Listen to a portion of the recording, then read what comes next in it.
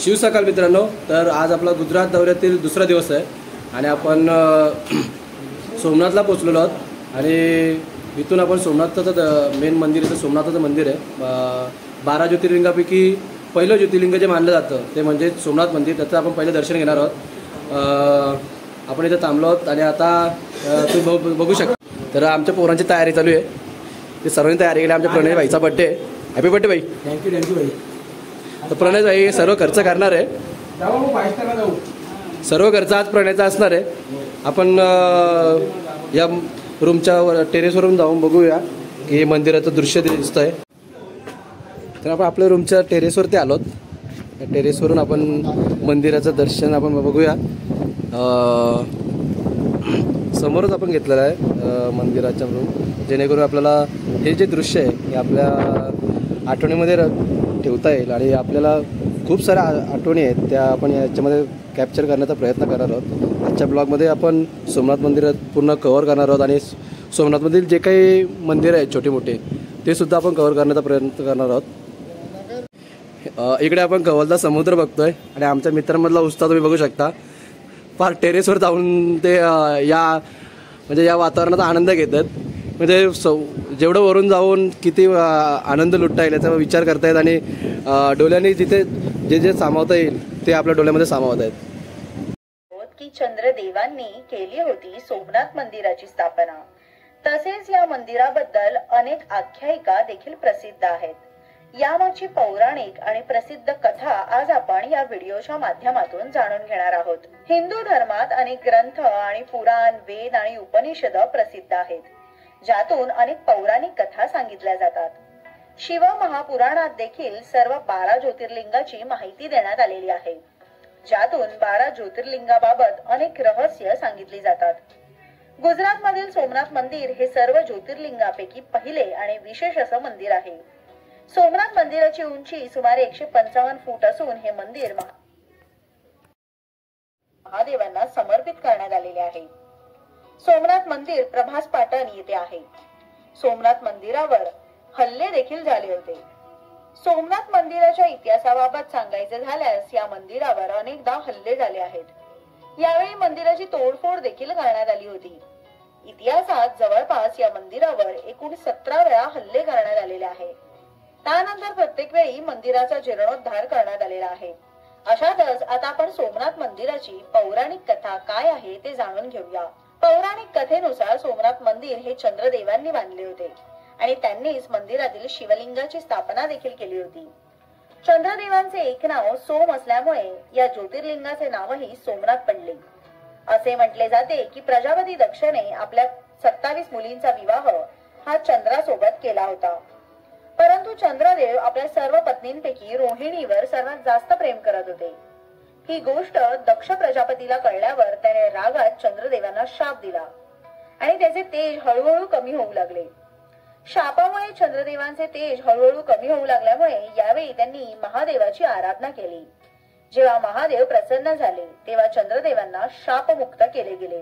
त्यानंतर चंद्रदेवांनी इतर देवतांसह मृत्युंजय मंत्राचा जप करत माता पार्वतींजींसोबत शिवशंकरांनी या ठिकाणी सदैव निवास करावा अशी प्रार्थना करण्यात आली आणि यामुळेच महादेवांनी त्यांची प्रार्थना स्वीकारली आणि तेव्हापासून ज्योतिर्लिंगाच्या रूपात माता पार्वतींसोबत येथे राहू लागले।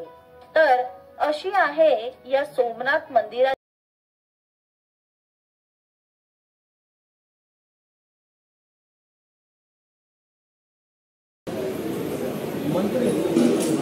जाईल तिकडे दोस्त होतं सर्वांचा। गायत्री मंदिर ना मंदिर आतमध्ये नाही, हा जुना मंदिर आहे। इथं मराठी येतं म्हणजे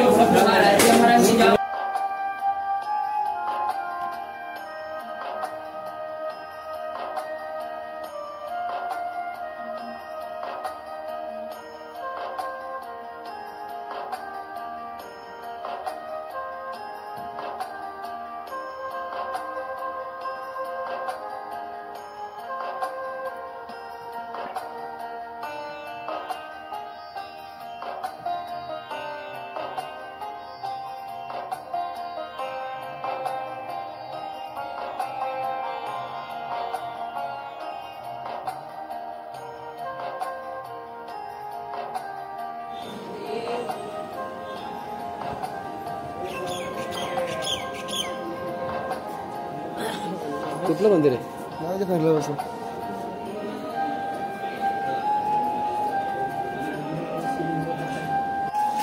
तर आपण जुन्या सोमनाथ मंदिराचं दर्शन घेतलं आहे आणि आपण नवीन सोमनाथ मंदिर आहे तिकडे चाललो आहोत. इथून पूर्ण टर्न मारून आपण त्या मंदिराकडे जाणार आहोत आणि त्या मंदिराचं दर्शन घेणार आहोत.